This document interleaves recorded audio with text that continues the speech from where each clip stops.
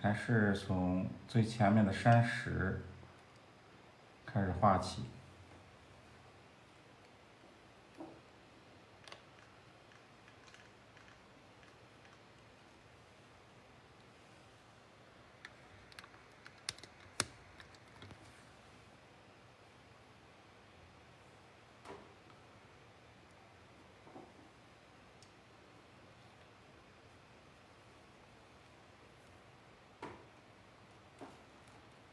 要注意这个墨色的变化啊。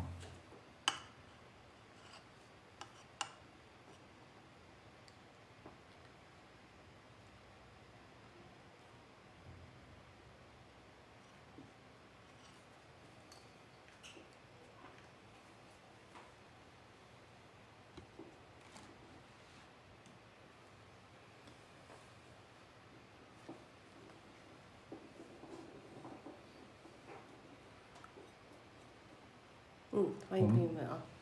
我们调墨的时候要注意啊，一定要把墨调熟，不要生。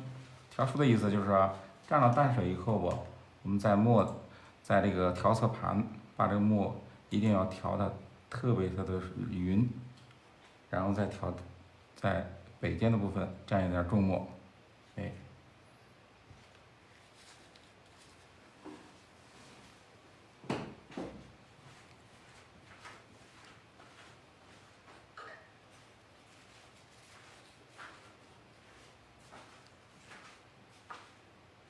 我们先要勾住石头的大体的轮廓，要中锋和侧锋并用。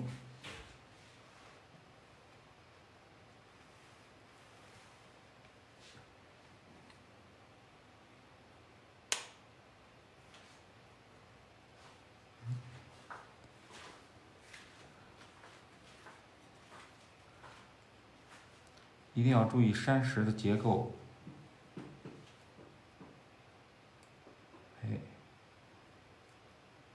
有大的，前面要说这个石头是大的，我们后边画的石头呢就要小一些，然后大中尖小，小中还要尖大，这样互相这个一个对比。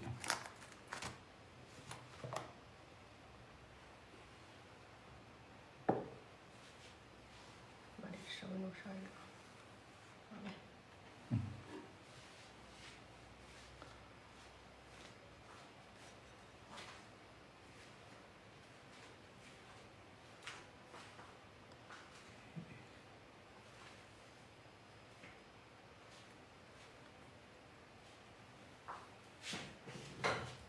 要注意啊，我们要画的时候，这个泼完墨以后，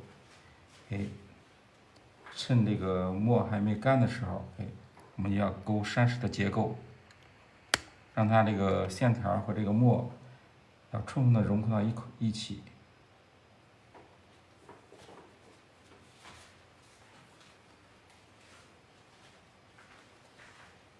欢迎大家啊！下午好，欢迎朋友们。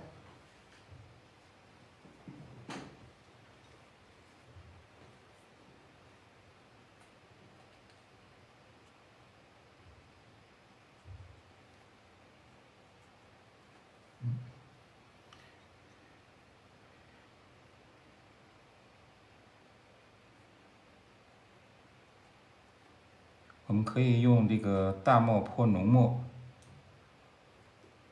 也可以用浓墨泼大墨，自然而然的这个墨就分出来这个浓淡干湿，这是有所谓的这个墨分五彩。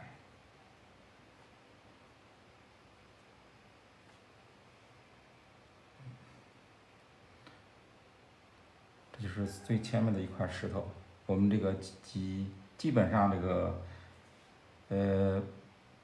毛笔里边的这个墨基本上都用的基本上差不多了，然后我们再蘸清水，再调大墨。一定要注意调大墨的时候啊，每次就是把这个那个毛笔里边的墨一定要用完，第二次再蘸墨。不要就是一边画一边站，这种不好。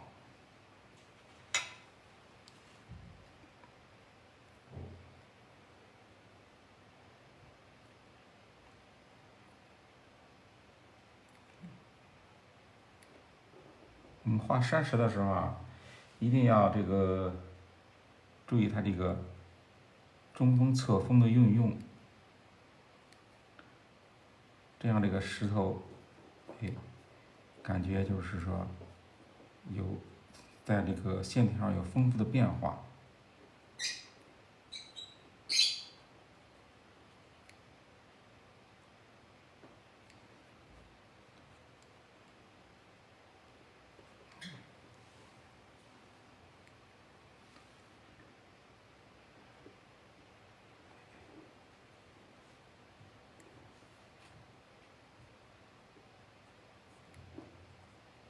我们注意用笔啊，要松，不要紧。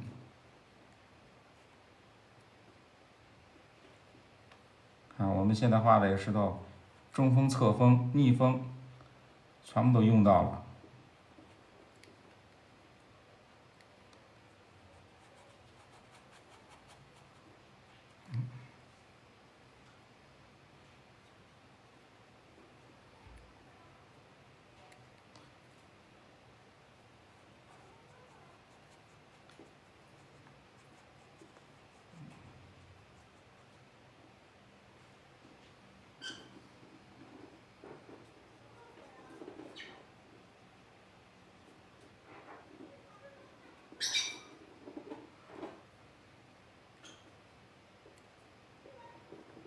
这是前面这一组石头的处理。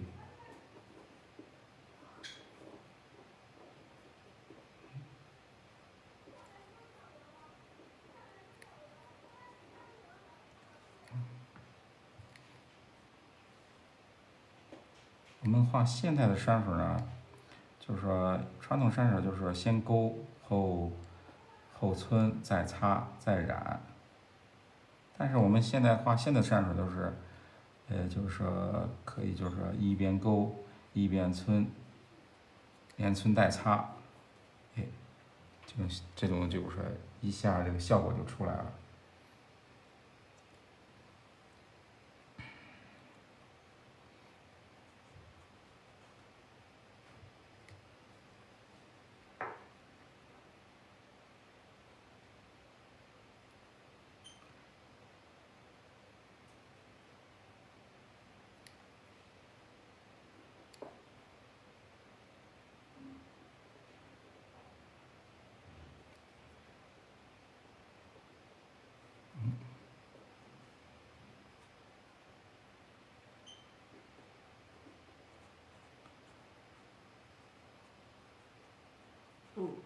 老师会讲分解课的啊，朋友们，先别着急，老师还是先给大家去做示范。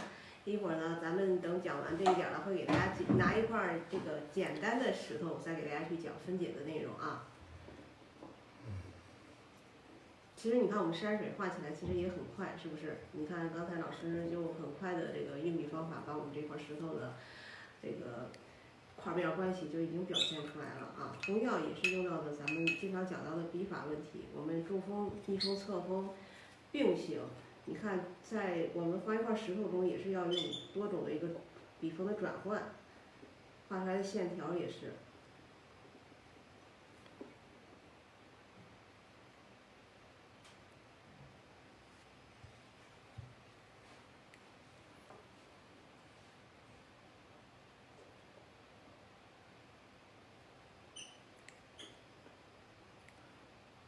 我们画山石的时候吧，一般就是说侧锋用的比较多，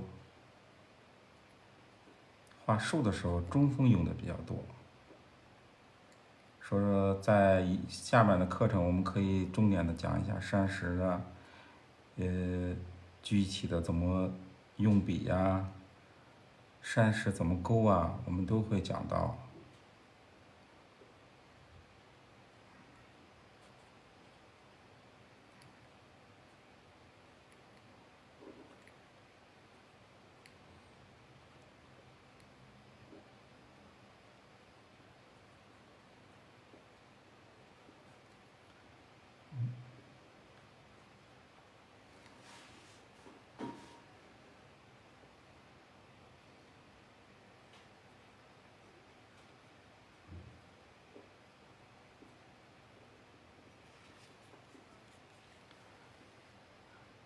看现在我们画的山石，用的侧锋啊，你看表现的山石，就是特别硬、特别苍的感觉，这个侧锋出这种效果。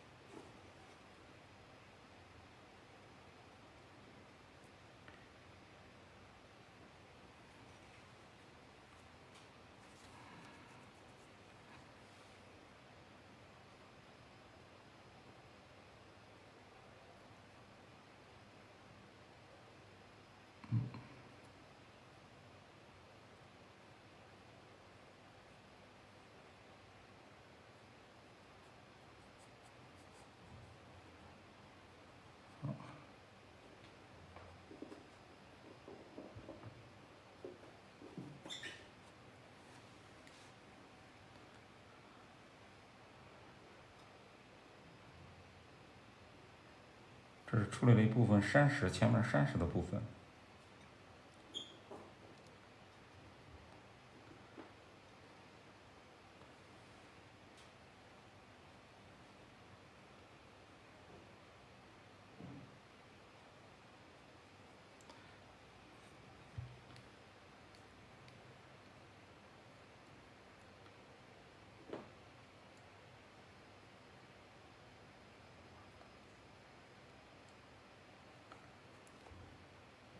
我们要线条和墨要充分的结合，可以大面积的用墨去这个表现植被啊，或者是这个大的灌木之类的，都可以用这个泼墨去表现。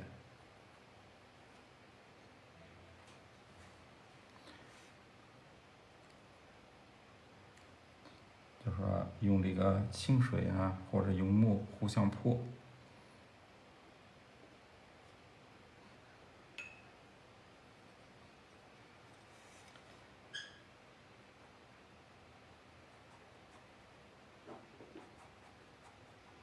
那个墨，等老师这画完这张吧，好不好？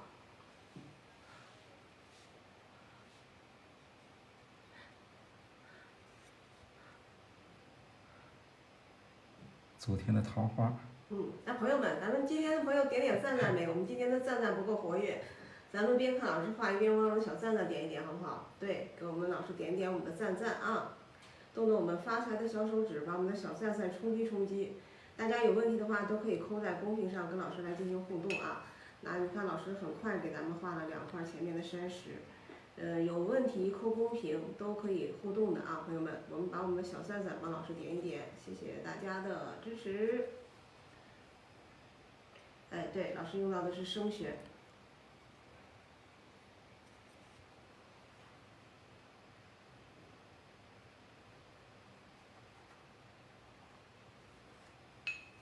你看咱们这个墨，淡墨也是，朋友们要跟老师现在给大家示范的一样，是层层递进的啊。你看咱们这个墨也是，墨从那个重色到淡色，是不是？它有一层一层的变化，不要上去一涂一大片，你再画的时候，我们里边的这个它的变化就少了啊。我们注意啊，一定要注意这个墨色的变化。我们画这个国画呢，重要的就是墨，对吧？中国画就是以水墨为主的，所以我们要掌握了这个墨色的变化。你的画给人看的时候才有什么韵味啊，国画的韵味。国画的韵味就在是墨色的变化。你说哦，谁的画画的特别有韵味啊？其实就是他在墨上处理的特别好。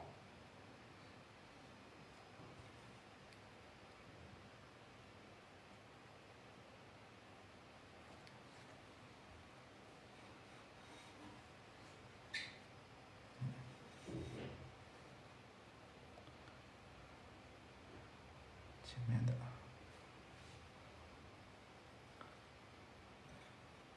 这可以加一组树。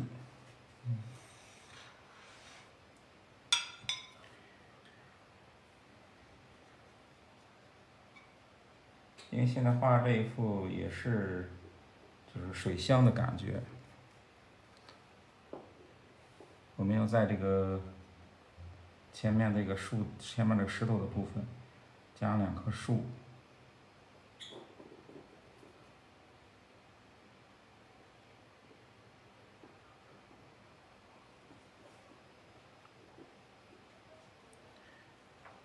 我们画树的时候要注意这个树干的这个，根据树干这个用笔啊，要粗细要有变化。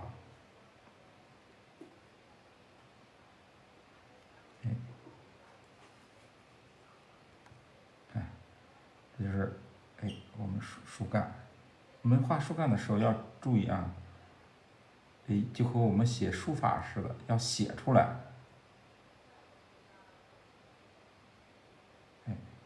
要写出来。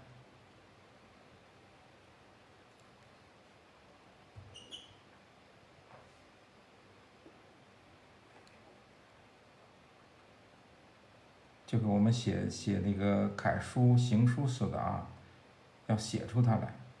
然后呢，画这个上面的小枝的时候啊，一定要把笔送到位置，就是说不要说飘，每一笔啊，我们都要把它送到位。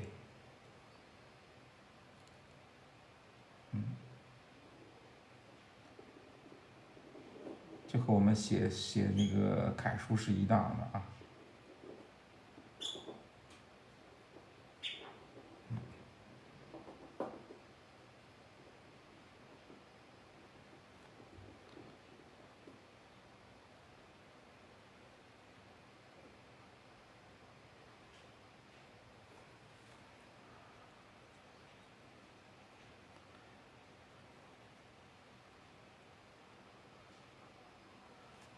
然后这个画完树枝了以后吧，现在点那个树叶。我们现代化点树叶呢，就是说，笔触用笔触比较大，就是说块面的。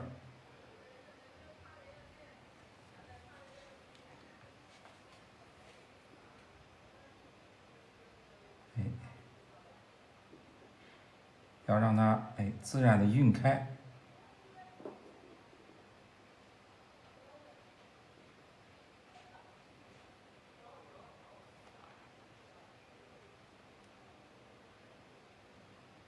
我们点树叶的时候啊，也是在枝上点的时候，也是从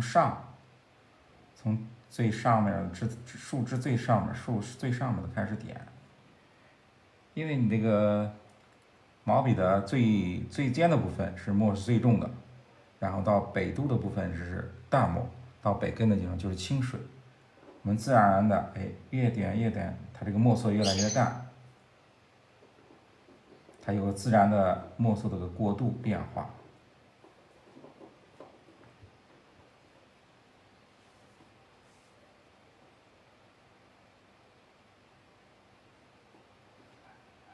我们要注意这个，一定要注意这个，不要乱。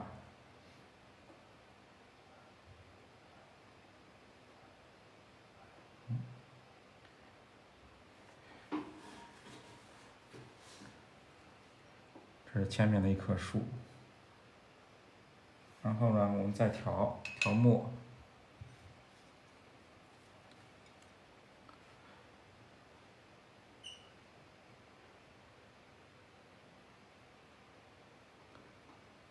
我们画后边的一棵树。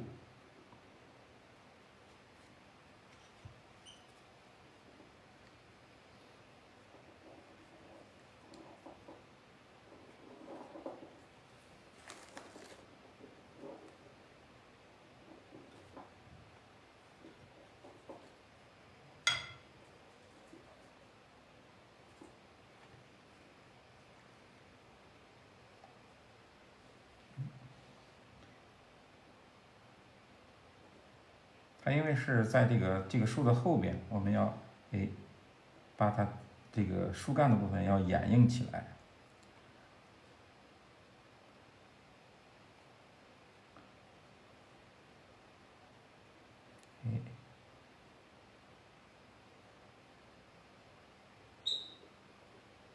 它藏一部分，露一部分。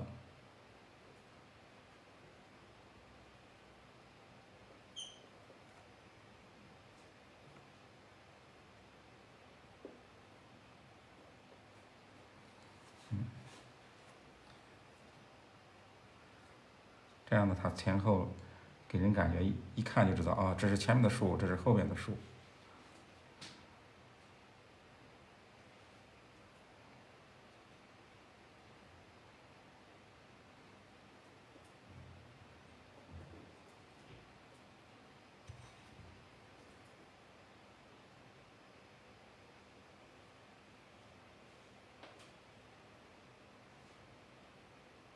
然后后面树点的时候也要注意，是上面是墨色是重的。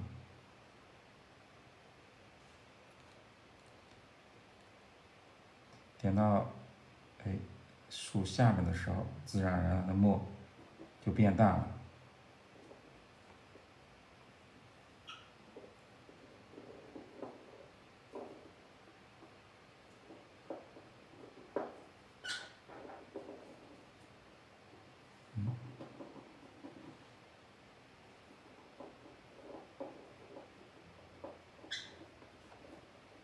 这样自然而然的就有一种水墨的，就是水墨淋漓的感觉就出来了。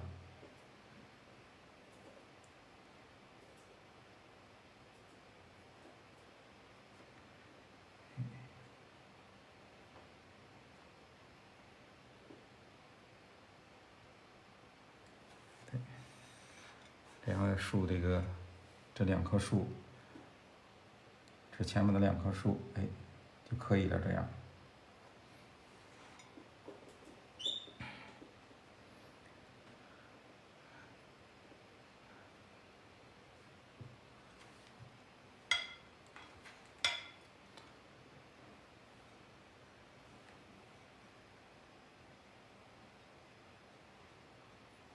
欢迎朋友走进直播间啊！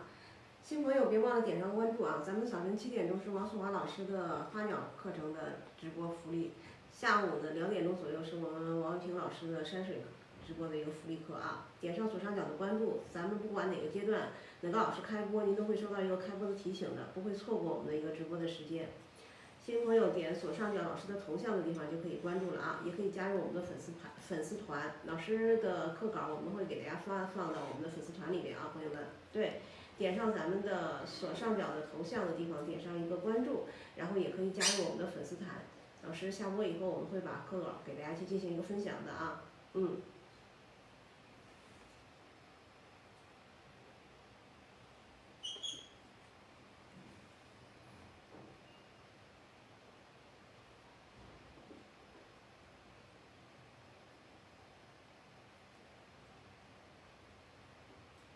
那现在画的是什么呀？现在画的也是后面的，就是上面的一块石头。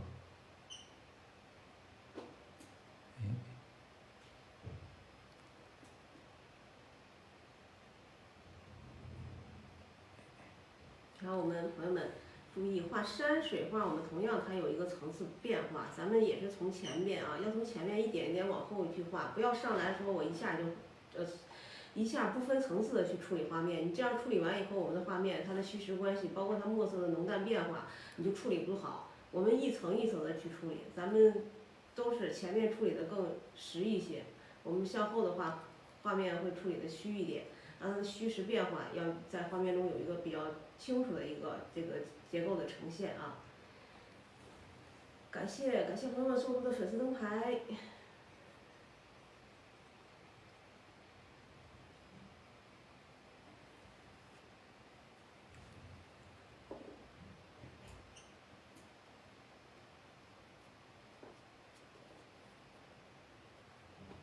谢谢大家送出的人机票。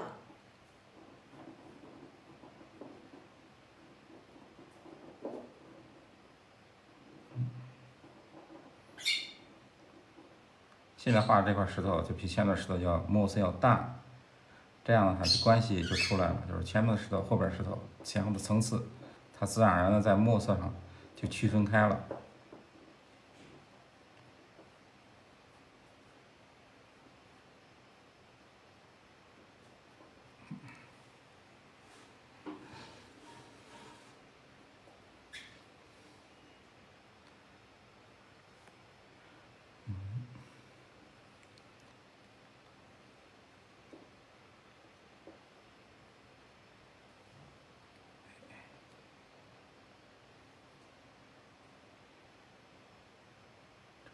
破一下，哎，用墨稍微破一下，破了以后感觉就是，哎，这山上面的植被特别茂密。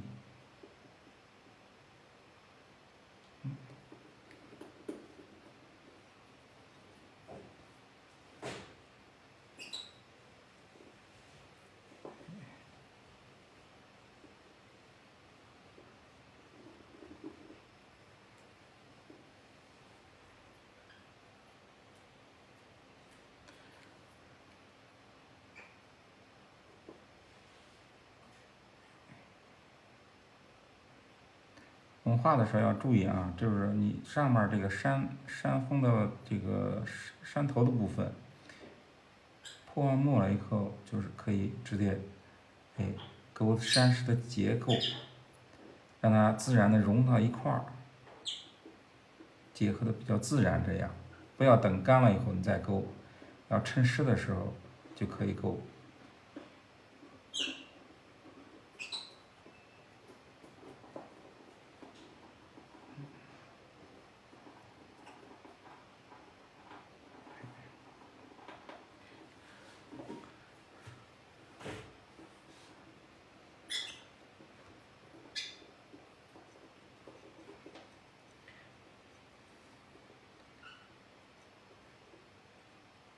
下面画完了山，下面开始，可以补树，山上的树。因为我们画的这个小品是水边、江边的感觉，所以画树的时候啊，它树一般都是说向江边的位置倾斜，给人一个呼应的感觉。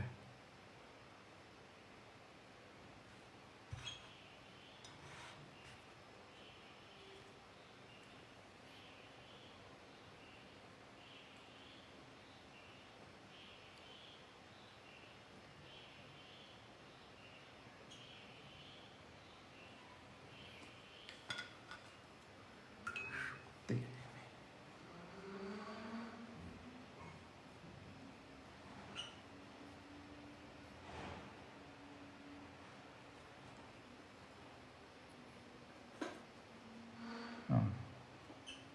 我们画树的时候一定要注意啊，这个要写，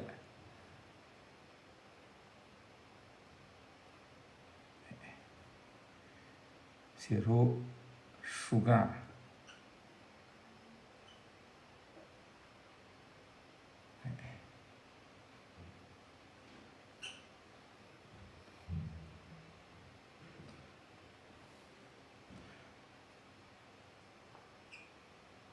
为啥树叶顶部是重的啊？有朋友问这个问题。在这个我们那个国画里边，它这个树啊，它树就是分的这个，就是说，上面的部分都是说，就是树叶最密的部分。上面的树叶因为它密，对。它因为它后面的，尤其它是我们后面的这个，你看老师现在画的这个树木，它的后面是一片水面，对，它的这个交界线比较明显一些。到它的下部分，它这个跟后面的树是重重叠叠的，后面的地方更虚一点。到老师画到后面的树冠的话，肯定就要比前面要淡了啊。对。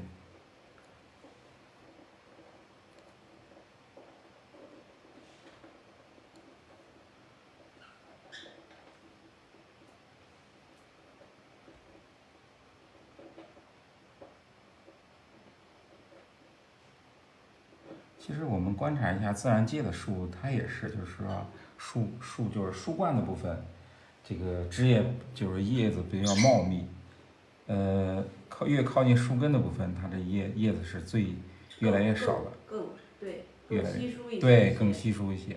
所以说我们在画的时候啊，就是用这个墨浓或淡去区别它这个叶子的这个关系。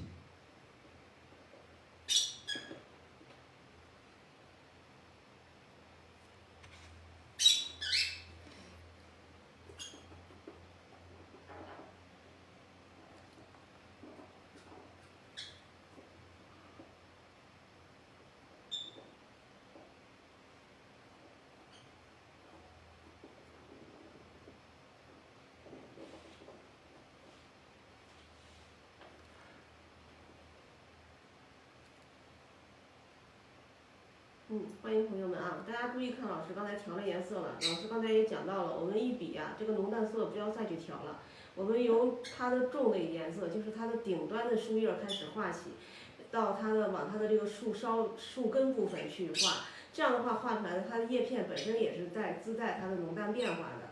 不要说我毛笔里边这个颜色还有很多，我又去蘸颜色。你这样的话总是用重墨到我们的树上去点染它的树叶，它就没有一个浓淡变化了啊。同样的，你看我们点染树叶的时候，它也是我们要有什么？要有聚散的关系，要有一个大小的变化。就像比较正统的中国画，对老师的笔墨关系，给大家去现在讲到的都是我们比较正统的这个中国画的啊。喜欢中国画的朋友别忘了点个关注，加个粉丝灯牌啊。点着点着就干了，点着点着就淡了，其实是啊，其实是点着点着就淡了，朋友们，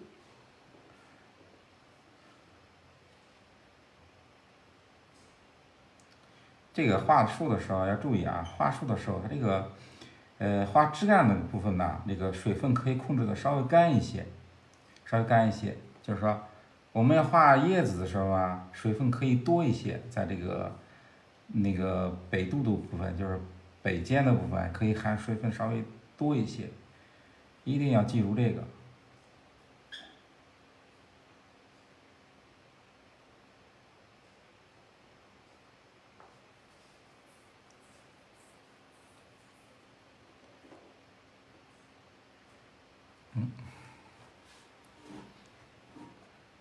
这样它自然而然的，它都有一个墨色的变化，有个过渡。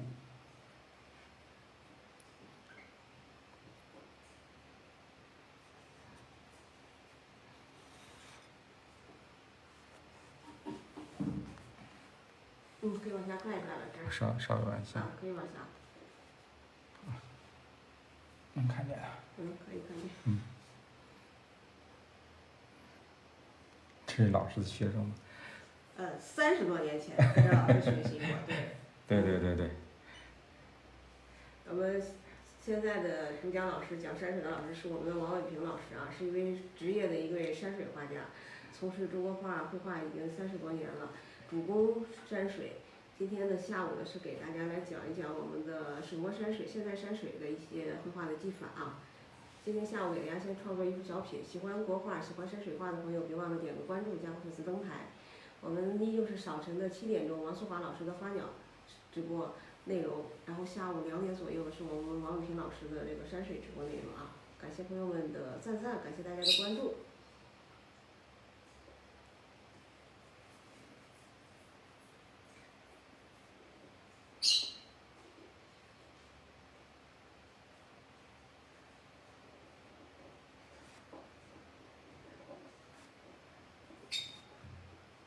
感谢朋友们的关注啊。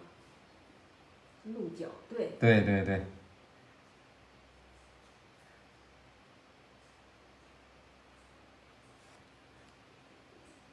看有这个直播间里看有这个，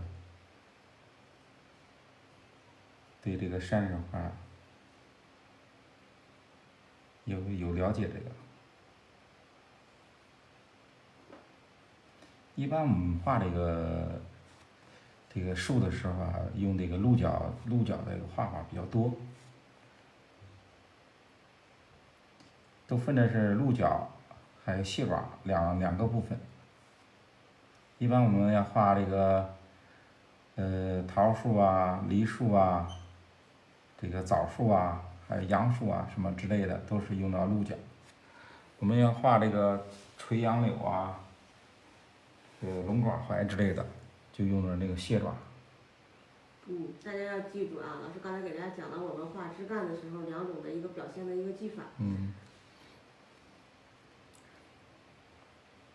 行，对，咱们因为咱们王雨婷老师学的是从正统的我们的这个正统的中国画开始入手的，所以老师虽然现在给大家讲的是现代山水，就是里边咱们大家能看到是我们传统山水的影子还是比较多的，比较正统的啊。喜欢画画的朋友别忘了点个关注，加个粉丝灯牌。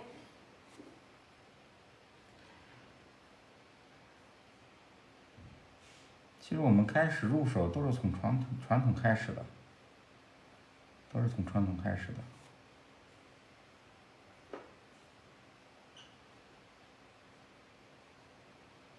先临那个名家的各个名家的古代的这个各个名家的作品，然后再临摹现代各个名家的作品，都是这么来的。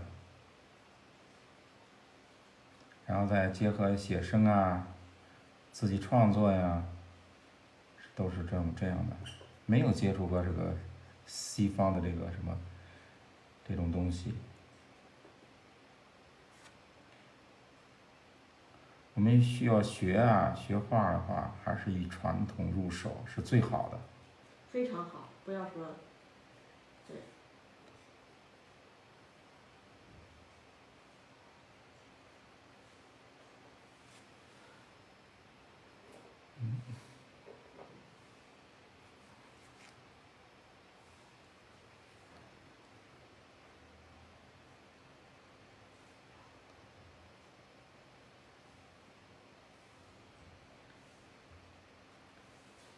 感谢朋友们的小赞啊！我们争取给老师把赞点到10000赞，好不好？咱们朋友们，咱们一边看老师画啊，然后一边听老师讲，然后我们把我们的小赞也点一波啊！我们把我们的小赞冲击到10000赞，我们现在马上就7000赞了啊！每个人点上10下，咱们就很快到我们的10000赞了。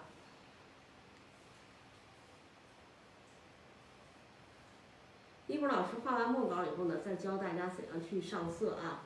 喜欢咱们山水画的朋友们，喜欢这个国画的朋友们，别忘了咱们要这个在直播间再停留一会儿，老师一会儿会给大家去讲咱们的一个这个染色。文嘟嘟问老师一直强调书要写出来，啥叫写出来？老师能解释一下吗？就是我们写毛笔字。对，就跟我们写毛笔字一样，我们毛笔字用到的也是不是？对啊。不是抹出来的，不是划出来的。我们笔锋，咱们中国画讲究中锋、侧锋、逆锋、托锋啊。你看我们写行书、写草书的时候，我们是不是都有笔锋的转换？通过我们的腕力的变化，让我们的笔尖儿产生向左侧压、右侧压，或者是直接向下压，就出来了中锋、侧锋，对不对？你看老师这个树，它不是划出来的啊，我们是书写的形式，就像咱们平时练毛笔字一样，通过笔腕变化去写，不要去转笔管啊，什么搓笔管啊，我们是通过写字一样去画，这叫写出来。咱们经常讲书画同源啊，所以老师一直强调要写出来，而不是一个是不要去划了，一个是不要是转笔管。有的朋友你看他用侧锋不会用，他想画一个大一点的叶子的时候，他怎么办？他就是摁到上面转着去画，把笔从手里边是转着搓起来，那就不对。我们要用侧锋，是不是？侧锋下压以后去拉它，把它拉成一个大的一个叶片，这就是我们笔锋，也就是我们书写的一个性质啊。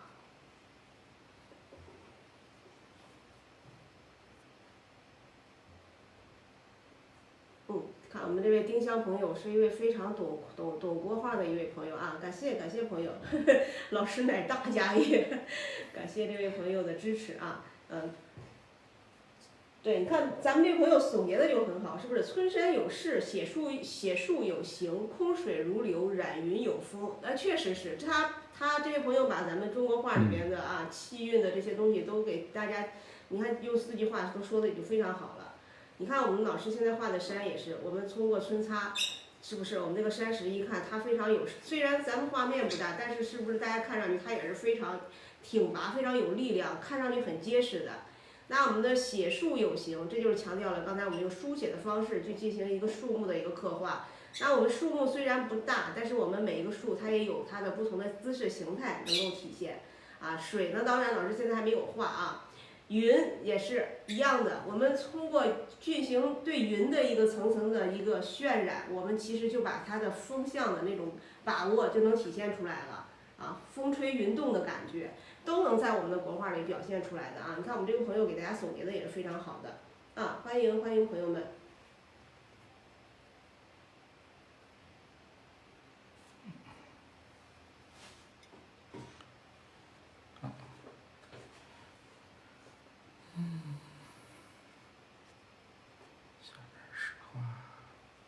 新走进直播间的朋友别忘了点个赞啊，给老师把赞点一点，已经1万赞了啊，感谢朋友们的支持。咱们有一些新朋友可能刚刚头一次走进我们的直播间，我们是一个这个教授中国话的直播间。今天下午的老师是我们的王伟平老师啊，王伟平老师是一位职业的一位山水画家，下午与大家分享我们的山水画的一些绘画技法。我们上午7点钟的是我们王素华老师的一个花鸟课程的一个直播专场啊。喜欢中国画的朋友都可以点上咱们直播间的关注，这样不管哪个时间段，我们的哪位老师直播，大家都能收看到，都会在这个咱们的都会收到提醒的啊，都会收到我们平台的一个提醒的。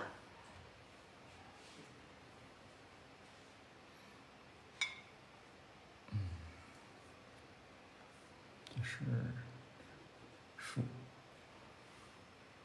其实我们学习的话，首先就是刚才像王老师说的，我们首先就是先去学习临习，先去临摹，然后再去自己去进行一些创作。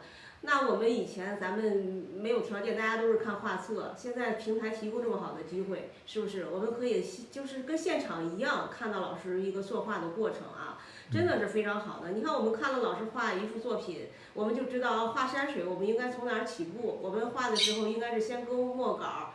我们再去上颜色，老师的这个步骤呢都特别清楚，很直观，就能让大家看到，这个学习起来就特别的方便，比以前学习真的是要这个方便很多了啊！阳光，对我们后续过2天，老师就马上就有这个就可以上线了，大家再稍等一等啊，因为老师这个课也是里边会给老师这个也是会给大家放一些基础内容，然后还有咱们的完整的作品，会给大家这个。因为咱们很多的朋友零基础，也喜欢山水，不知道从哪入手。刚才咱有老同学说了，说看老师画一张整幅的作品的时候，会感觉有点难度。那我们有基础的内容也会给大家放进去的啊，大家不要着急。你看现在多方便呀！你看老师画哪儿，我们一看就很清晰。咱们能够看老师这个画这个完整的过程，咱们就能对咱们的山水画的创作有一些初步的了解了，对不对？先去跟着老师去临习，学一些技法啊，学一些咱们墨色的应用。阿姐有事来晚了，不晚，朋友们不晚，谢谢我们的拉姐送出的小爱心。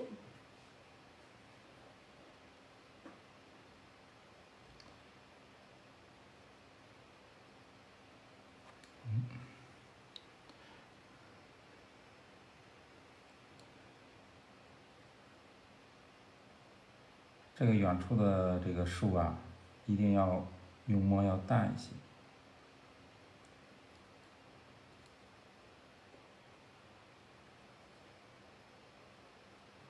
我们开始学的时候，可能对墨呀不是掌握的那么熟练，但是呢，就是说，看这个我作画的同时调墨的过程，一定要注意。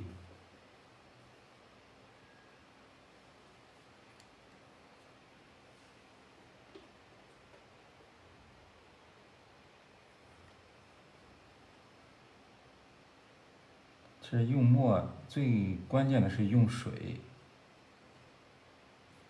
用墨非常关键的就是要学会用水啊，这也是咱们王老师经常给大家讲的，笔墨之妙在于水，是不是？对。水分的多少啊，它决定了这墨的这个浓淡干湿的变化，所以说，一定要注意我这个调墨的过程。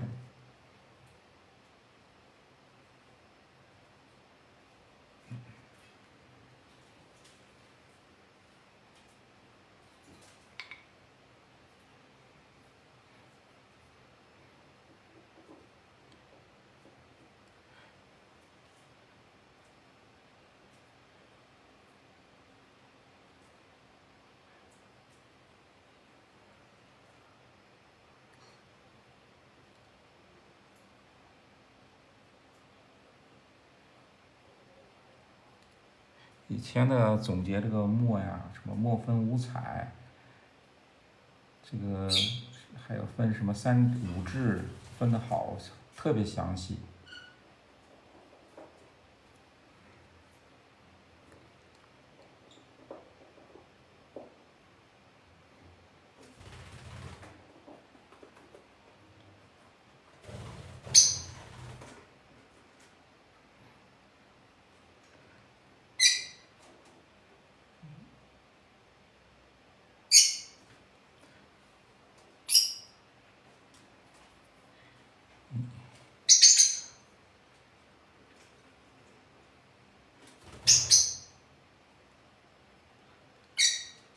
远处的树，可以用清水，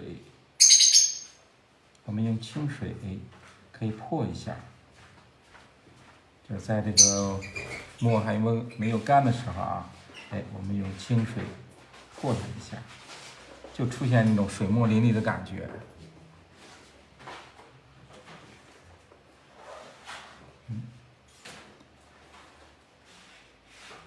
有的人说啊，为什么山水画有的画特别干，没有这个水的感觉水墨淋漓的感觉。这主要就是什么？就是我们用水用的少。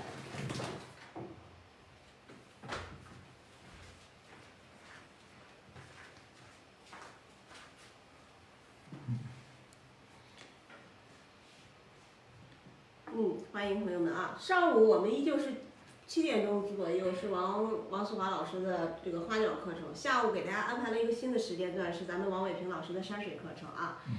喜欢国画的朋友们，喜欢山水的朋友可以关注一下下午2点钟左右的这个时间段。早晨我们的时间段不变，还是7点钟。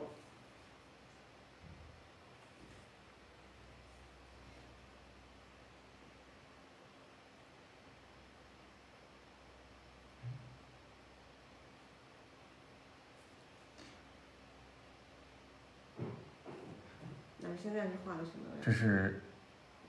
这叫这个码头，就是说水边小台阶水边的小台阶。对，跟咱同学朋友们说一下，要不然他们有的看不出来是画的是啥。对。水边的台阶，就是乘船啊，或者打水啊，或者洗衣服、洗菜，在水边有个这个台阶。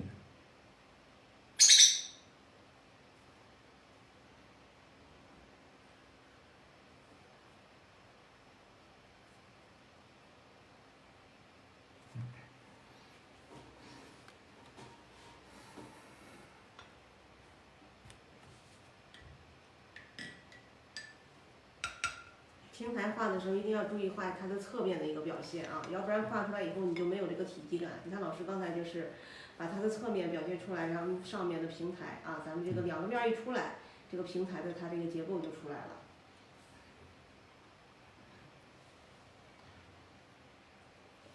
真好看啊！好看，大家觉得好看的朋友，咱们打一波好看，可不可以？咱们打在公屏上。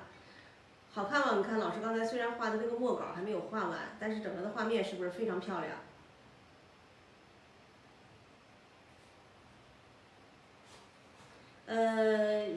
对，一般情况下啊，没有特殊情况下，我们是下午2点钟都有的。大家可以加一个粉丝灯牌，朋友们点亮粉丝灯牌，加到咱们的粉丝群里面。老师画完以后，我们也会把咱们老师的课稿给大家分享一下的啊。进了粉丝群，开播会有一个开播的提醒的。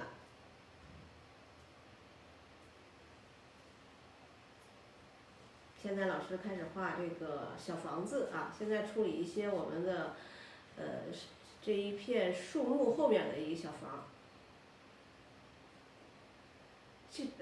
安然，这老师30多年前的学生了。咱们现在王伟平老师已经自己就一直职业从事中国画的，咱们这个山水画绘画已经画了30多年了。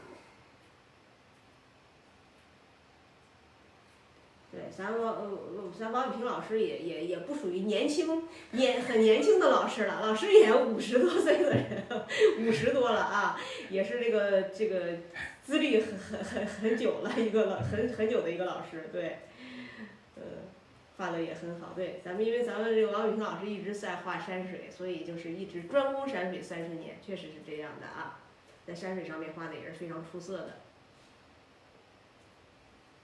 昨天咱们有朋友说来着，说有时候这个刚看老师画这些建筑，不知道它的一些结构跟它的透视关系。那老师后面啊会给大家去分解的讲一些这些内容，帮助我们零基础的朋友，就是怎么把这些一个一个的一块一块的这些结构去解决，我们再去给它们组合在一起，形成一个画面。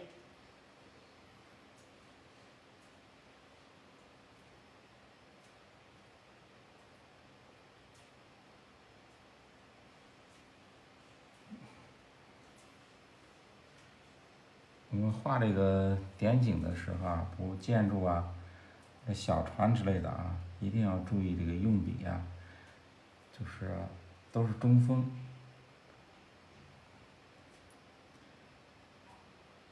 就是一定要写，也是写的感觉。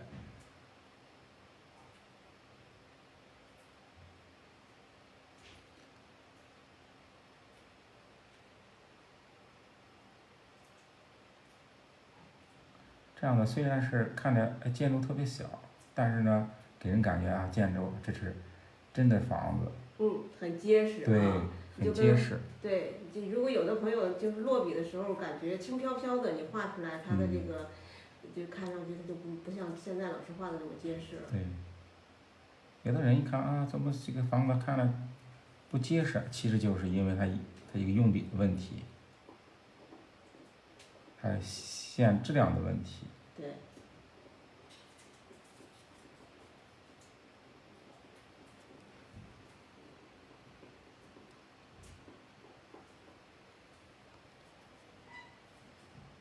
所以你看，咱们为啥咱们王老师讲课的时候也是经常给大家去讲说线条啊，线条的问题。我们不管是画花鸟画，我们还是画山水画，其实线的质量都很重要。你如果线条画的软弱无力，那我们的整个画面中它的骨架就不够坚挺，我们的画面看上去呢，它就，这个整体的看上去它就不舒服啊，就是其实线条的话，它是很体现你这个画面中你这个画家的功底的。真漂亮，都想上那个平台上坐坐。一会儿让老师给大家画2个船啊，咱们从前面这个山的这个地方登船就可以到后面的那个小平台、小岛上去了，看上去像一个旅游度假区呢，是不是？小房子啊，都给大家安排好了。一会儿我们前面老师画个小船，我们就可以一会儿登船过去。谢谢林峰送出的小爱心啊！欢迎朋友们，谢谢大家。对，手机直播间的朋友别忘了点关注加粉丝灯牌啊！感谢一线送出的我们的这个粉丝灯牌，谢谢美猴王送出的小爱心，谢谢我们的朋友们。大家注意看，现在老师处理后面的咱们的树木的部分，都是用的淡墨了，跟前面比起来，它的那个墨色都淡了很多。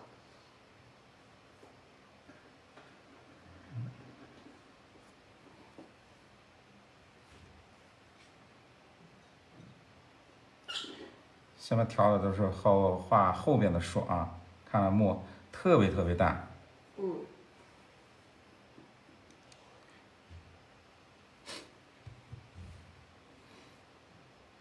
我们要画这个树的时候，就感觉啊，就好像在雾中的树一样，雾蒙蒙的感觉。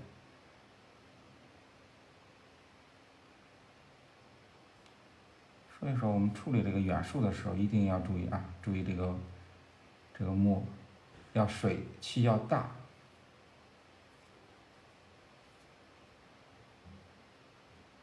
给人感觉呢，这个房子呀是在这个雾啊、云呐之中的这种感觉。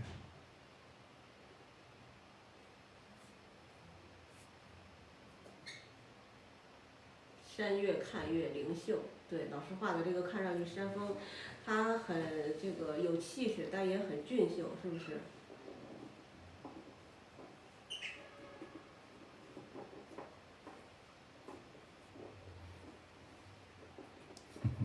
先在平台上坐坐。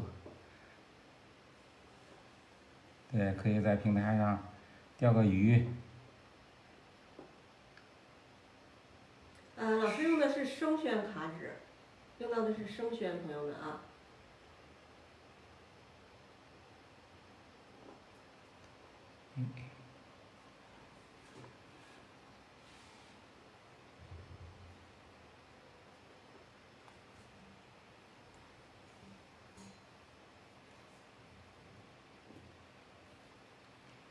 这是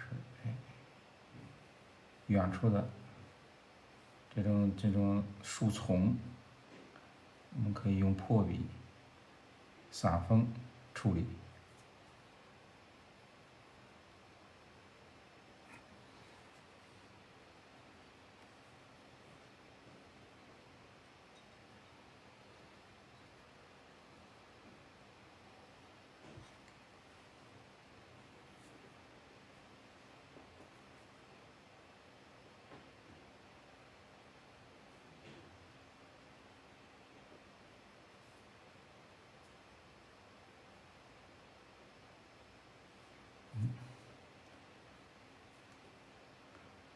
我们可以就是说画完了勾完趁它湿的时候，我们用那个淡水清水啊，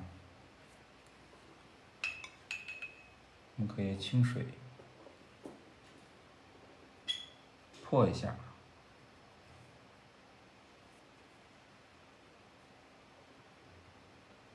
现在老师点的是清水啊，对，就是让它清水阴一下。阴一下，就是把这个淡墨阴一下。它这样的话，它的过渡会更加的自然，它会自然的跟我们的水分进行一个融合。对。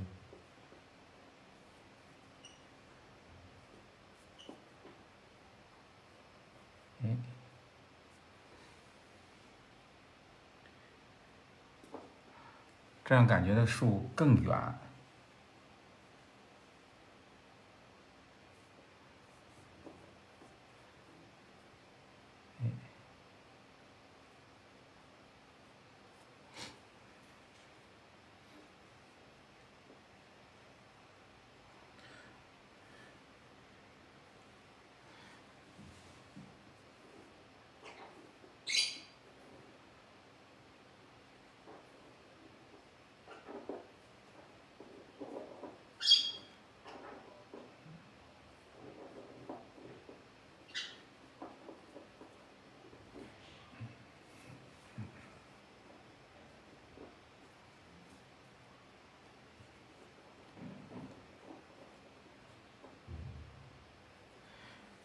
处理一块儿，这边处理上树吧。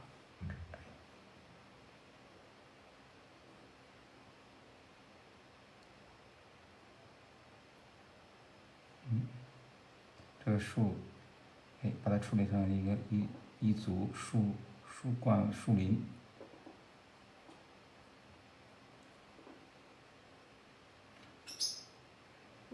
太棒了，越看越美，是不是？欢迎朋友们走进直播间啊！那老师的墨稿很快就要完成了，一会儿呢，老师就要给大家去讲怎样去染色了啊。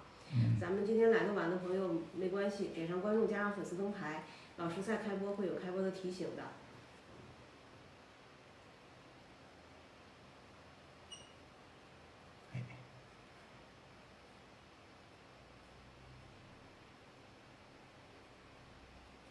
感谢咱们朋友们的赞。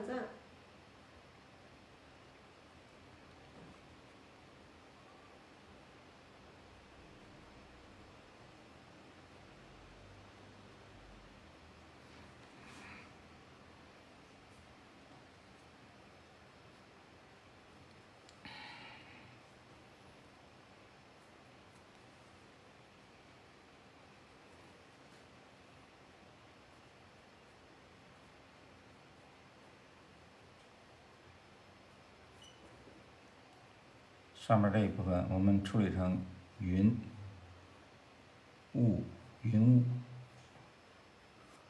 出了云雾的感觉啊。这是淡墨是吧？对，都是淡墨啊，我们要注意啊。染云雾的时候一定要用淡墨，不要用重墨。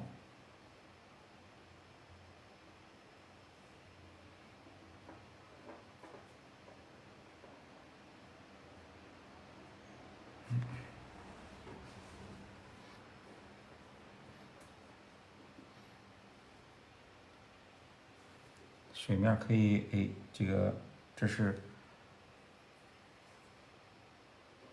水岸这是坡岸的部分啊，我们可以画一下倒影，也是用淡墨画水面的倒影，树的倒影。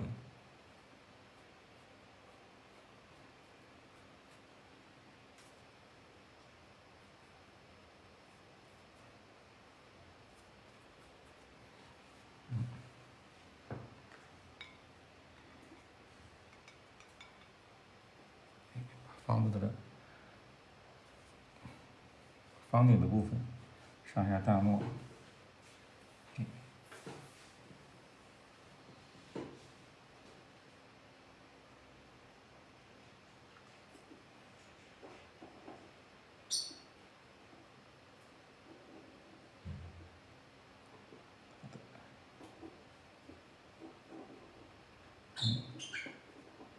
这样这个绘画百墙的感觉就出来了。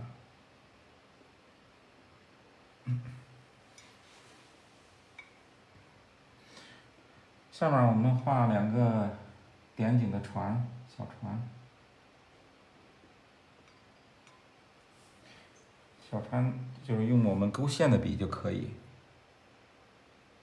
就是平常用的勾线的小一点的毛笔就可以了。调不要很浓的墨。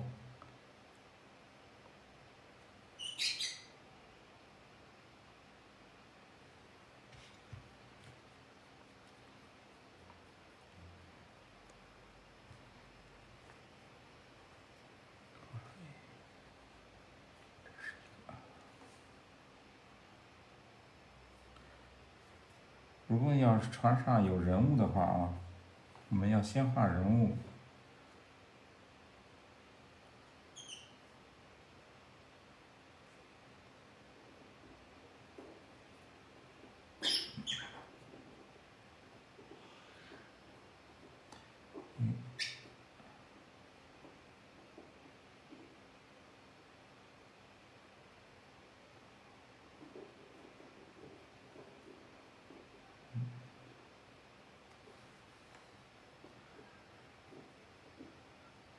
一会儿老师画完了，我给大家把这细节的地方再给大家离近一点啊。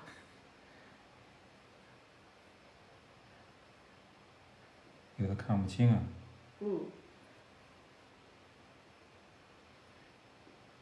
可以干那个，在局部的点景啊，我们可以在讲课的时候可以再放大一下。对。到时候点景的地方，我们会局部再给大家去分解讲的。老师现在用到的是生宣啊，朋友们，咱们现在画的是咱们现在水墨的山水，要用生宣来画。如果后面咱们王素华老师讲传统山水的时候，大家要用熟宣或者半生熟的纸啊。现在水墨山水用生宣画。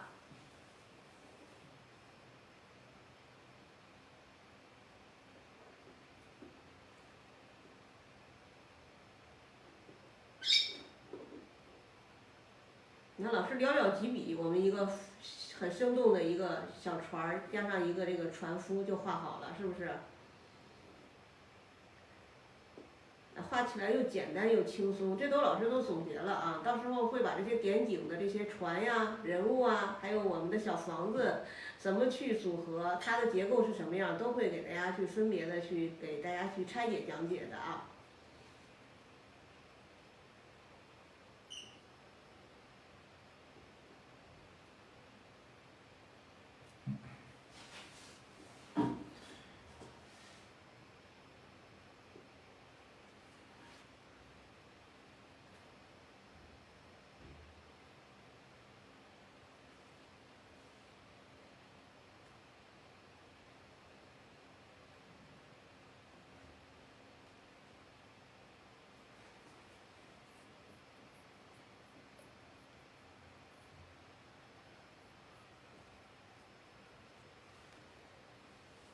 这是什么宣纸？这是卡纸是吧？生宣卡纸。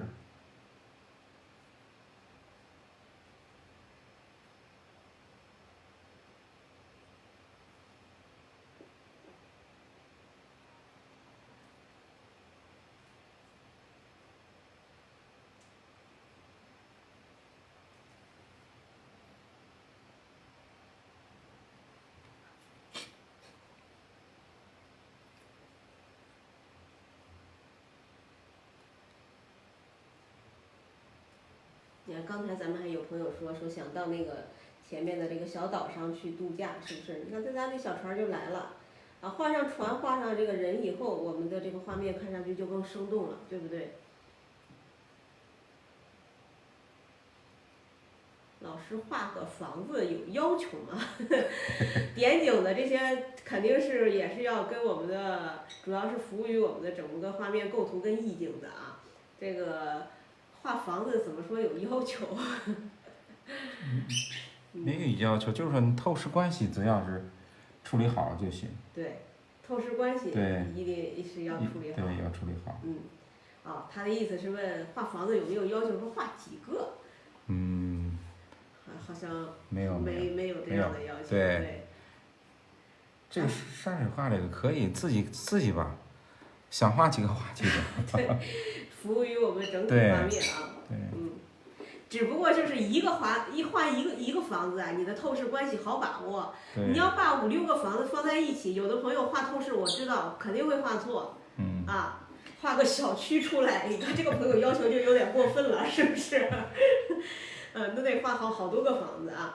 老师后面会给大家去讲画房子的组合。我们3、5个房子画在一起的时候，你的透视关系啊要怎么样？要画对。对。我们要是画这房子要多的话，不能是一个方向，对吧？对。还要有这个往左的，往右的。对。看怎么处理。精彩说的对，咱们王老师说过一生二，二生三，三生万物，对，3为多。一般的咱们可能画3个的多，你画4个的少，是不是？对。这个画山水里边的房子倒是无所谓了。你看有时候我们会画一处房子。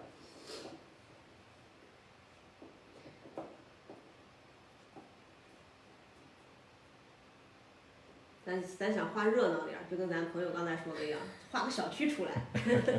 如果想画出来那种隐居山林，就跟陶渊明一样，是不是采集东篱下？他可能就住在深山里，就他一处房子，那人家可能就要画一处房子了啊。生宣纸的和卡纸有什么不同？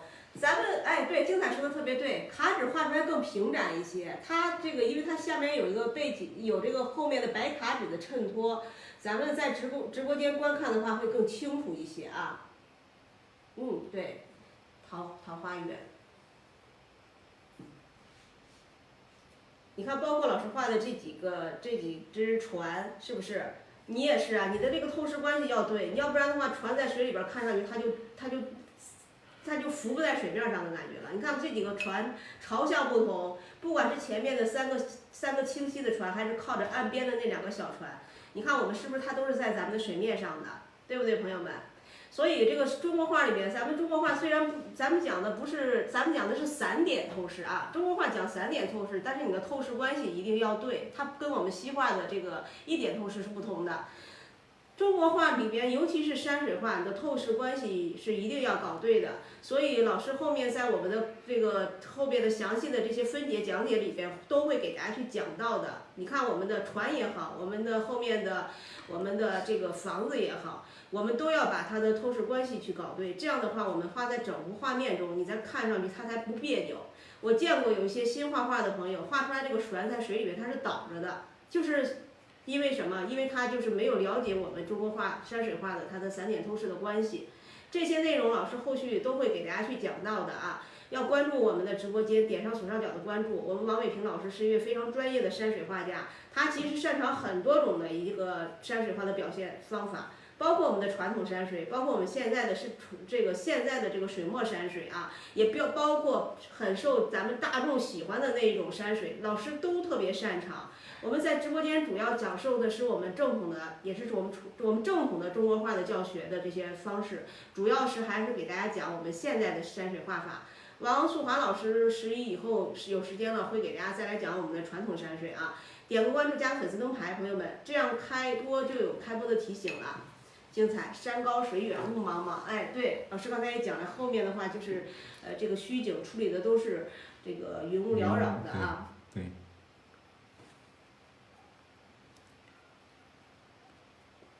对，也不能叫人家，也可以，因为咱们直播间有2个王老师，是不是？区分的话，也可以叫我们王伟平老师，叫小王老师啊。小王老师，叫的显年轻了。对。已经不年轻了。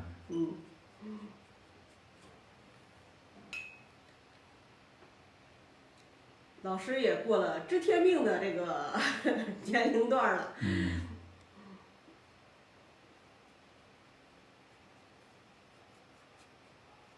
现在到哪一步了，老师？我们现在就是说，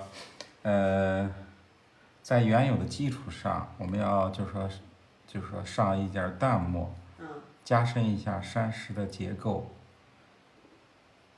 让山感觉更厚重一些。更厚重一些。基本上都是加在我们刚才村过的对地方，对对是吧？对。对，当然会。山石怎么画出立体感？它们十分三面嘛，对这个肯定是要先讲的啊。咱们朋友们看老师画这个石头是特别快，老师一会儿就呲擦着就画出来了。那对于我们刚刚开始零基础的朋友来说，肯定就是觉得没有头绪。老师会给大家去分解讲我们的石头十分三面怎么把它的这种体积感去体现出来的啊。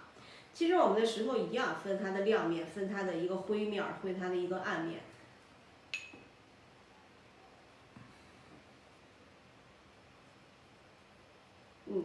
欢迎大家啊，欢迎朋友们。看我们画石头的时候，就是亮的部分啊，你就一定要注意把它留出来。它因为这是太阳照到的地方，这是最亮的部分。暗的部分可以加的什么淡墨，就把它加的更重一些，更暗一些。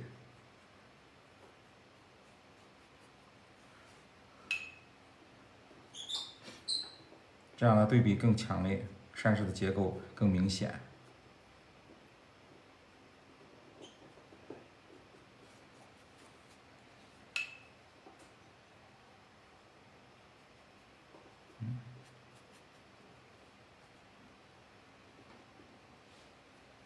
风雅别着急，就这2天啊，就这2天。因为老师还在正在给大家汇总这个基础课程，因为咱们很多的朋友都是零基础的，包括咱刚才朋友说了，说老师讲山石不？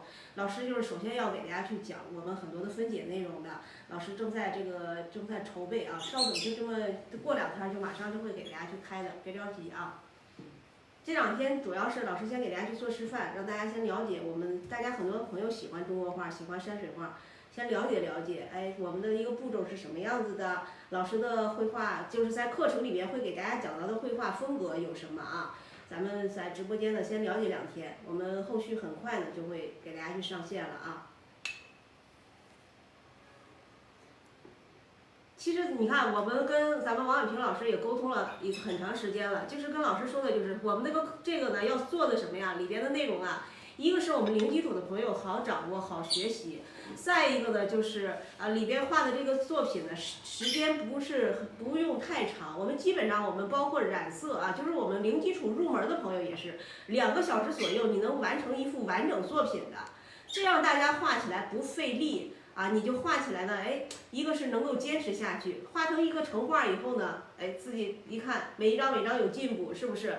这样我们能把就是咱们在学习山水呢，我们也能坚持下去，所以我们这个里边呢，不会给大家做那个一张画要画5、6个小时的这种课程啊，就是你看都是这种的，咱们2个小时左右，咱们就能画完一幅。对。只要掌握了这个技法啊，就是说画一幅作品，很容易。很容易。尤其我们的这个山水画，你看我们讲石法、术法，是不是云法啊？咱们它确实是有方法在里边的。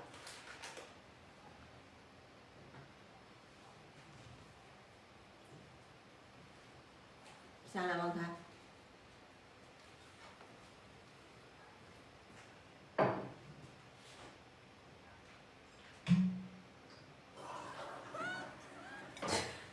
下来，乖，你下来。喵喵喵喵，怎么今天换人在这儿讲课了？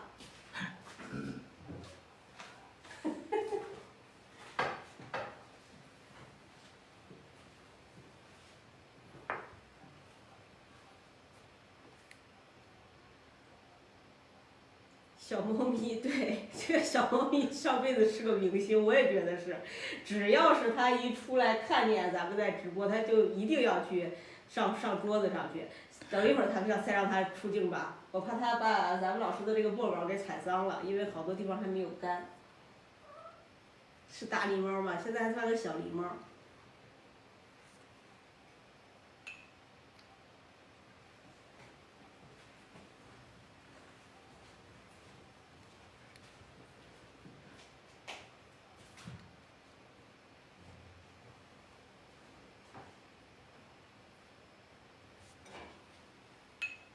看老师给大家画画精益求精啊，一点步骤都不给大家去省略的，是不是？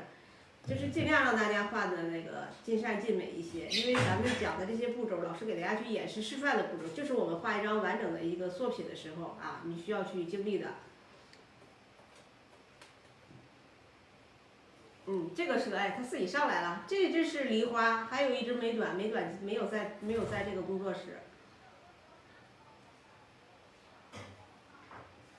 老师不爱说话，其实老师也爱说话，老师就是跟大家还不太熟，所以大家要多说话啊，多说话。老师跟大家熟了以后，老师话非常多。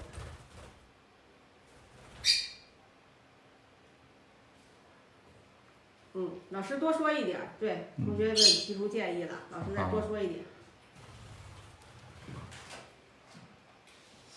现在是在干嘛？现在是让那个上淡墨，把这个远处的树啊，都加一点淡墨，让这个墨色的水分更足一点。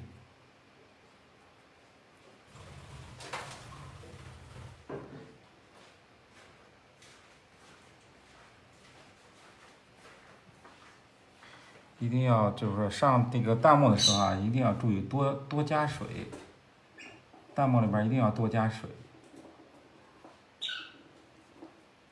这样感觉这个整幅画面啊，水墨淋漓的感觉就出来了。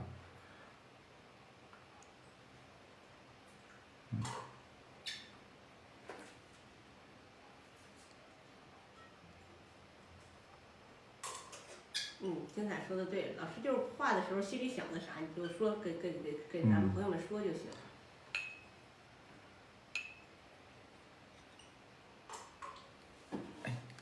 对，我们处理它的一个更多的一个层次，这样的话，它这个就是像风雅说的，你看树是不是显得就茂密了很多？你加的淡墨越多，它这个层次越多。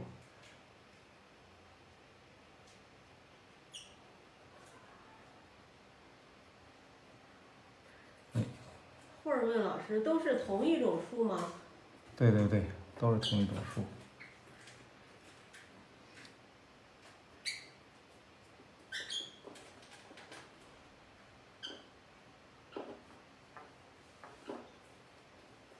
这个画点叶树的时候，它这个区分并不大。如果要画这个春天的景啊，就是说或者画秋天的时候，可以加一点别的树。因为我们现在画的是夏天的一种，就是说江南水乡的感觉，所以说基本上都是这种点叶的树。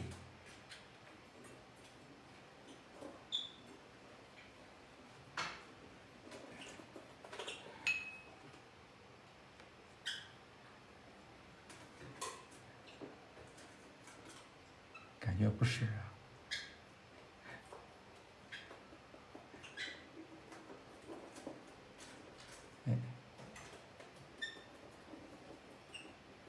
看我们远处这个树，我们加了这个水以后，加了淡墨以后，它这个雾气、云气就出来了。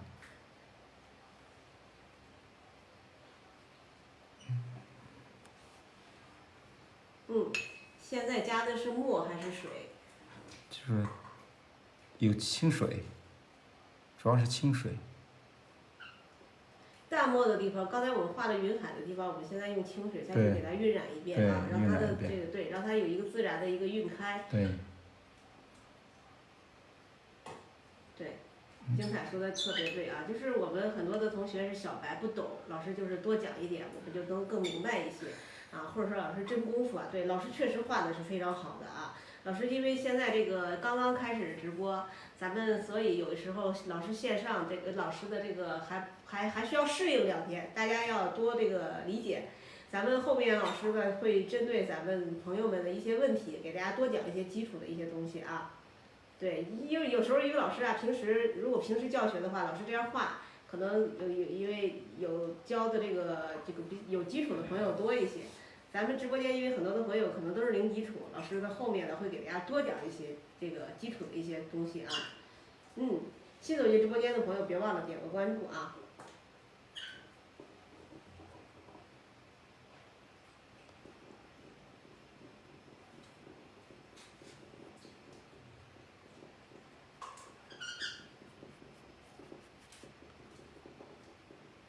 对，雨蒙蒙。你看我们淡墨用的多了，它的画面就很润，对不对，朋友们？所以咱们刚才一直在强调，我们要注意用墨的时候不要全用重墨，我们要去把我们的浓淡墨去交替的使用。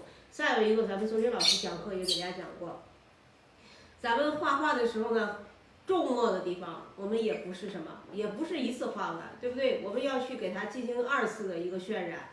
有的重墨的地方我们要去提一提，再去给它加强一下，这样的话我们的层次感会更加强。我们其实明暗对比靠的是什么？靠的是明和暗，对不对？有亮的地方，有暗的地方，你的画面才有对比，你的画面看上去它才精神。如果画面全是淡墨的话，你的画面就是看上去它没有精神。如果全是重墨的话，画面就看上去它就要燥得很啊。所以浓淡结合是你的画面中很关键的地方。我们墨稿，你看浓淡干湿焦在我们的画面中全有体现，墨稿画得非常好，非常的细。咱们下面老师马上要上色了，一上色这张画就特别漂亮，这个效果就很快就出来了。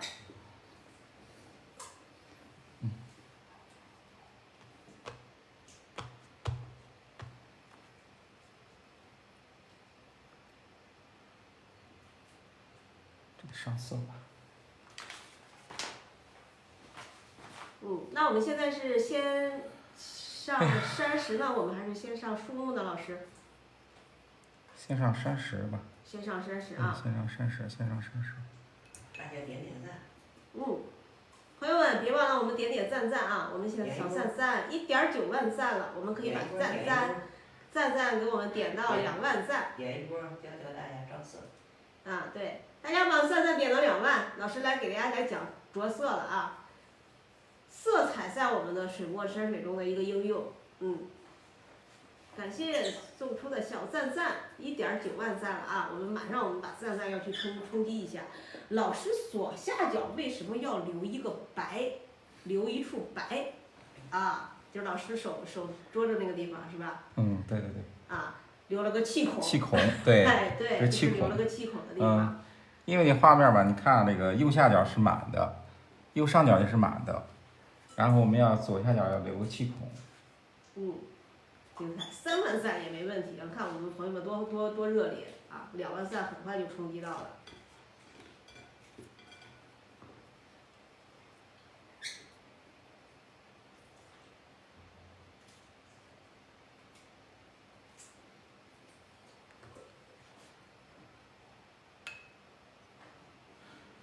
稍调一点赭石。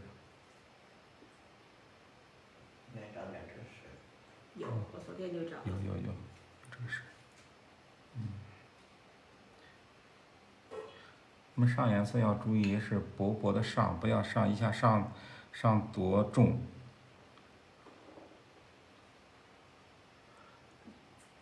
颜色不要平涂，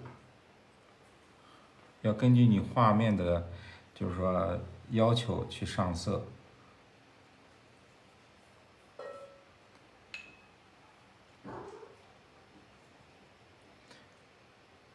赭石还是要上到山石亮的部分。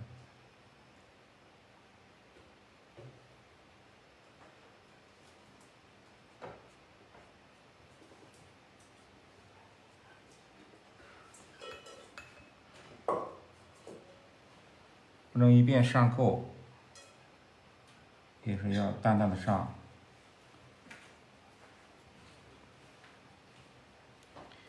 也是要分有虚有实。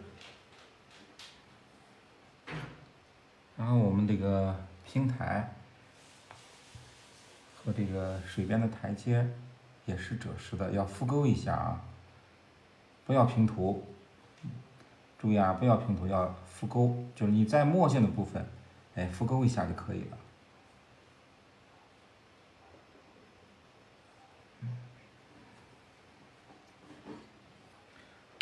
然后呢，调花青，因为这个以及夏天的景，我们用花青用的比较多。花青加墨，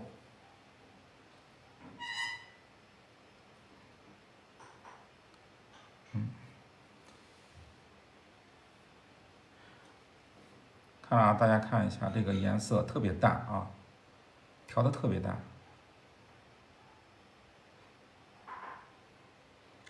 染到这呢，染到这个山岸的部分，就说的山岸的部分。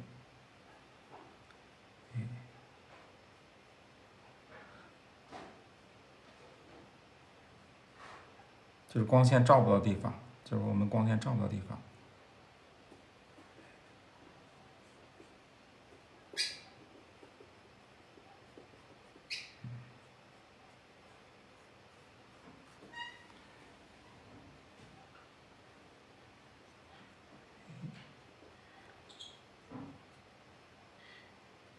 水分一定要大啊，一定要大。上颜色的时候水分一定要大，颜色一定要淡，不要说特别重，一下子抹上去啊。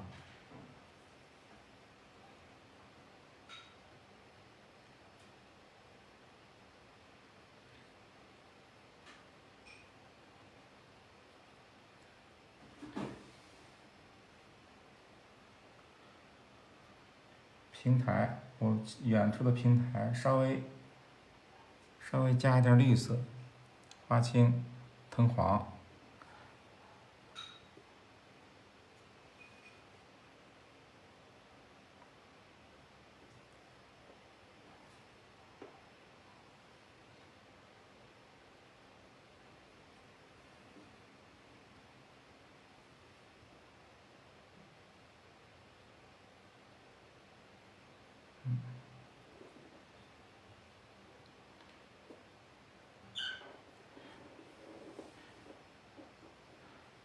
上有点绿色，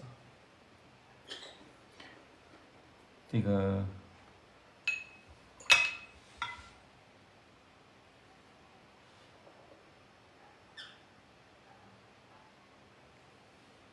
暗坡也是用淡淡的赭石凿一下，哎，轻轻凿一下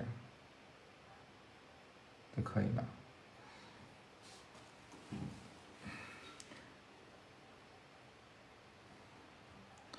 然后树头的部分、树叶的部分啊，都是以花青啊，以花青为主。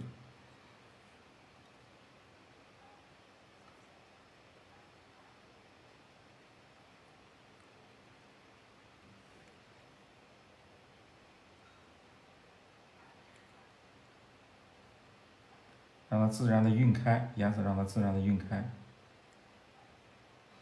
不要有色块啊，不要有色块，就是这样自然的晕开。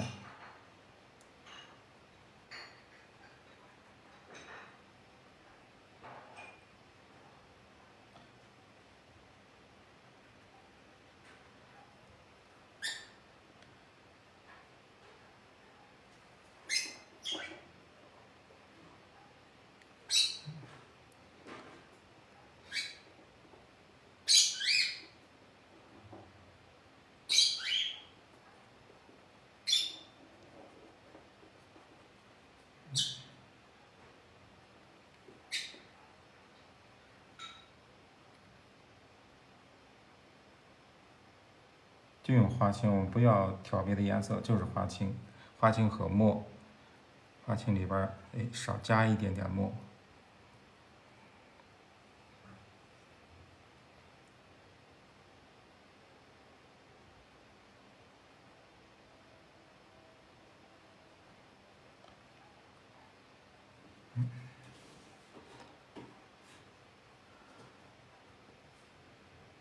远树。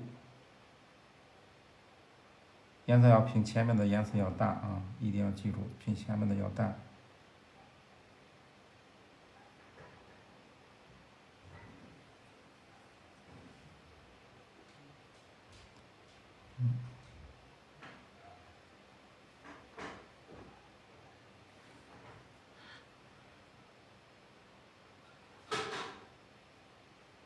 如果这个画远处的树的时候啊，如果干了话，如果画面干的话，可以喷湿它，稍微就是喷湿一下。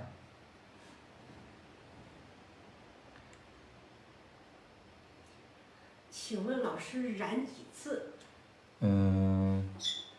应该要是说，就是说一次不够的话啊，一次不够的话，一般都要染2次到3次吧。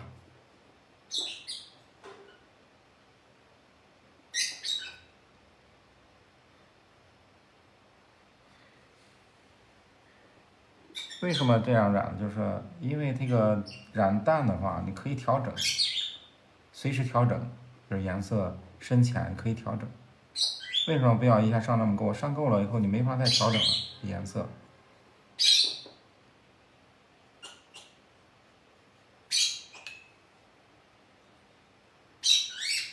你现在淡了，你看嘛，上来薄薄的一层，哎，然后你觉得这个不够的地方可以再加。如果一次上够了，你就是说一看啊，颜色上的太重了，你想这个调整没法调整了就。但是你上那个颜色淡了，这可以调整。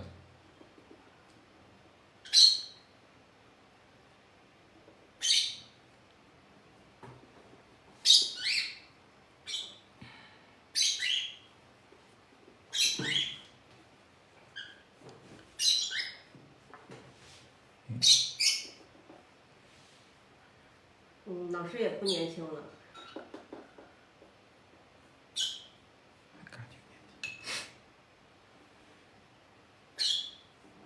好人品啊，对，老师几年的呀72年的。你看老师也过了50了，老师画画也画了30多年了啊。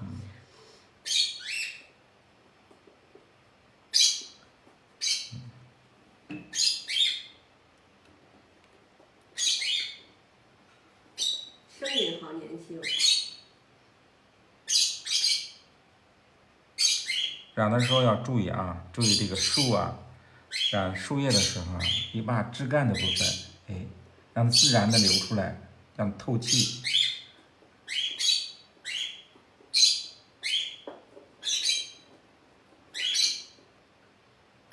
哎，给人感觉看这个树一组一组的，它自然的区分开，然后特别透亮。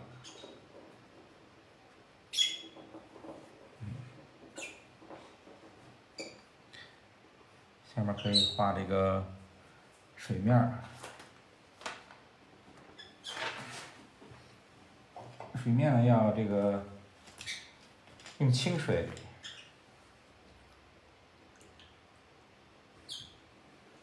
一定要用清水啊，一点这个污水也不要用，就是清水。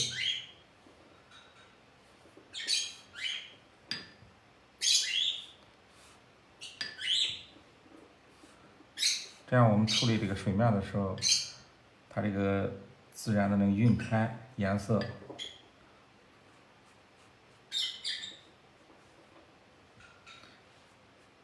现在画小卡，如果要画大的作品的话，我们可以用喷壶把这个喷湿，然后我们再晕染。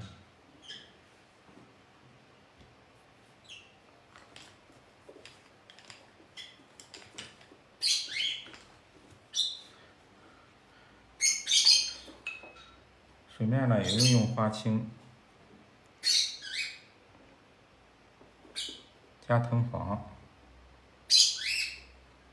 加一点点藤黄，让它那个发暗的特别，就是发暗绿的颜色，不要特别跳啊，颜色不要太跳，就是说，哎，稍微暗一点的绿。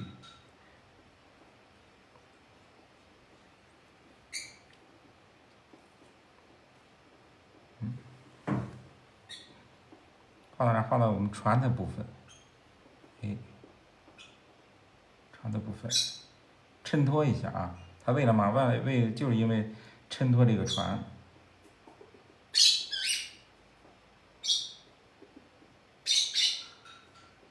把这船衬托出来。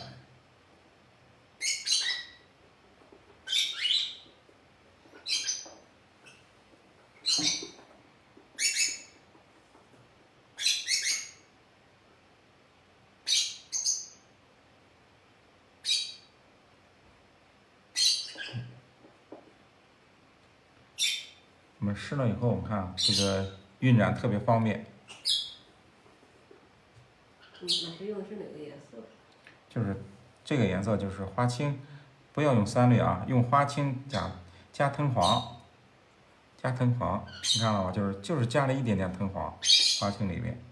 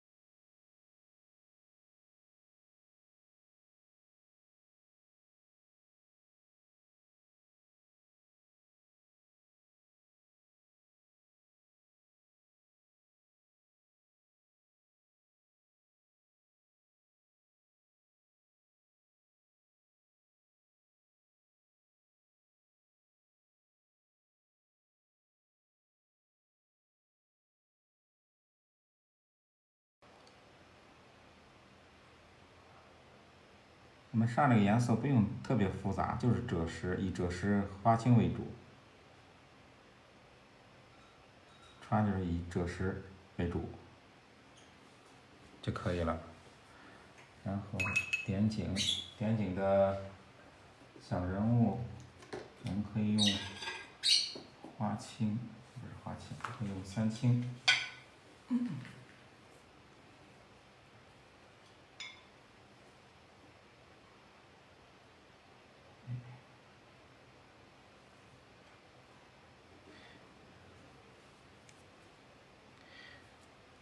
调个三青，就可以了。